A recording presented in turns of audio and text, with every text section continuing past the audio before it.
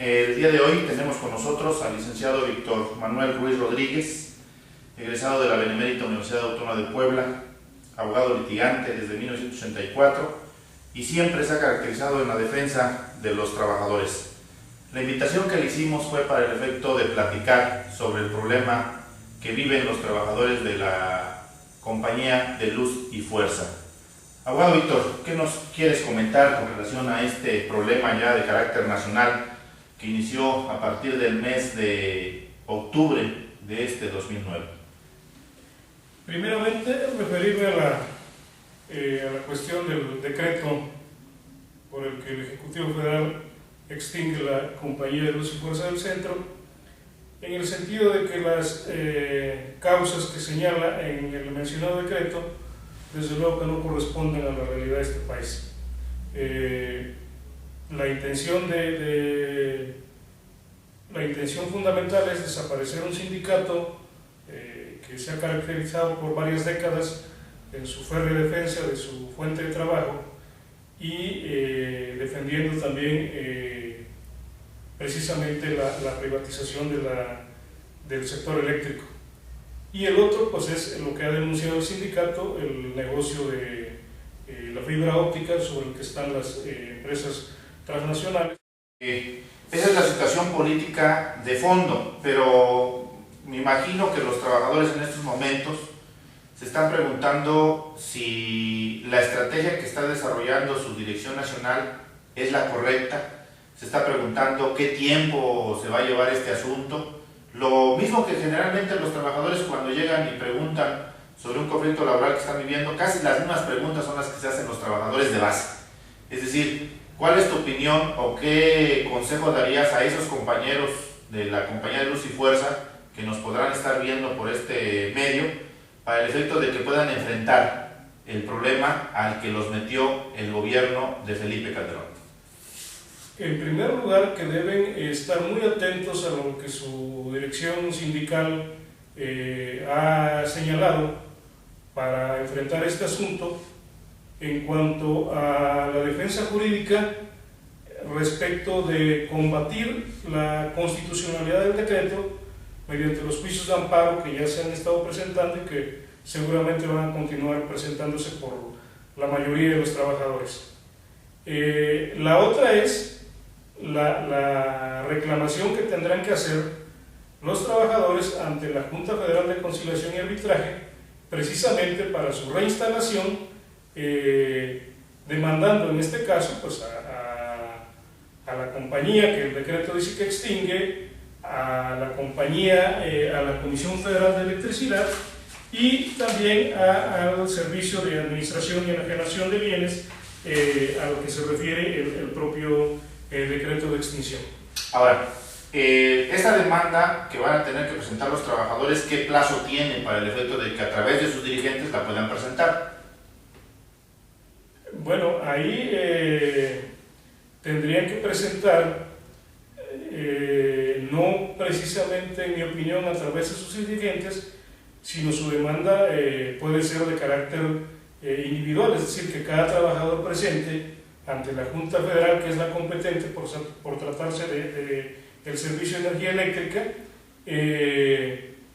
tendrían 60 días a partir de la fecha en que se emitió el decreto, que se publicó el decreto más bien, porque según el propio decreto, pues a partir de esa fecha extingue la Compañía de Luz y Fuerza del Centro. ¿Qué demanda, qué acción? La Constitución señala que cuando un trabajador es despedido, tiene dos opciones. Uno, demandar el derecho a una indemnización o bien el derecho a permanecer en el empleo. ¿Cuál acción sería la que tendrían que ejercitar los trabajadores de forma individual?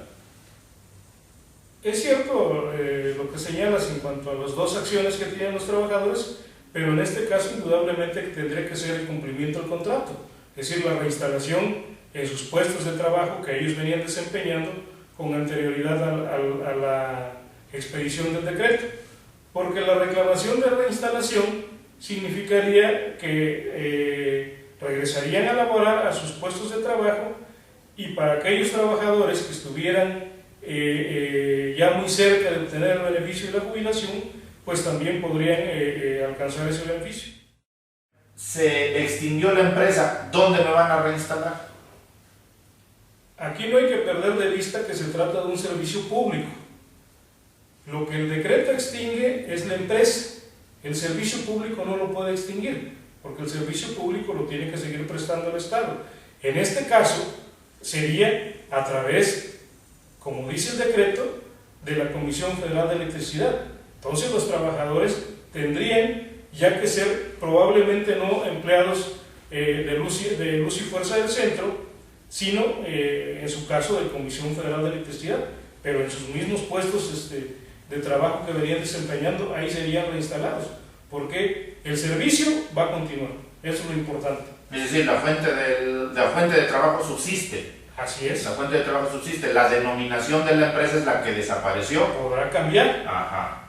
Y por lo tanto, aquí, ¿qué figura jurídica se crearía? En dado caso de que, por ejemplo, llegue la Comisión Federal de Electricidad, ¿qué figura existe ahí? Ahí tendrían que demandar como patrón sustituto a la Comisión Federal de Electricidad, como patrón sustituto de su anterior patrón, que era la Compañía de Luz y Fuerza del Centro. Ahí se daría la figura de la sustitución patronal, porque es la que se quedaría con todos los bienes de la anterior empresa, que es un criterio que ha establecido la Corte para que se dé la figura de la sustitución patronal. Perfecto. Hay una cláusula que comentábamos hace rato del contrato colectivo de trabajo. El contrato colectivo de trabajo va a subsistir, va a mantenerse, porque me parece que hay una cláusula en donde la dirección sindical cuidó que en caso de que se extinguiera la compañía de luz y fuerza, las prestaciones garantizadas en el contrato colectivo de trabajo se tendrían que mantener.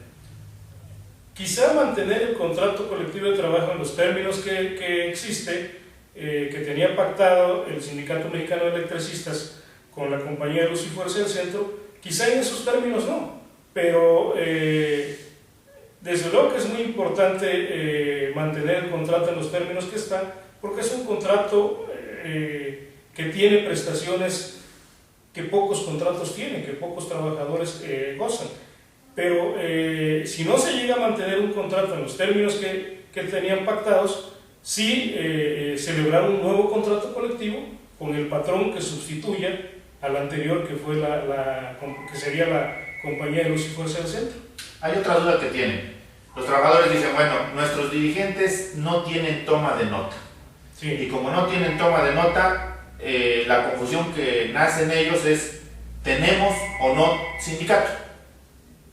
Claro, la toma de nota lo que tiene es que reconoce a la directiva electa por los trabajadores, pero el sindicato subsiste, aun cuando está el decreto, el sindicato no desaparece. Ahora, ¿cuál es tu opinión? ¿Qué opinión te merece la estrategia del gobierno? ¿Qué opinión te merece la estrategia de la dirección sindical? ¿Y qué consejo, por último, le podríamos dar a la base que conforma al Sindicato Mexicano de Electricistas?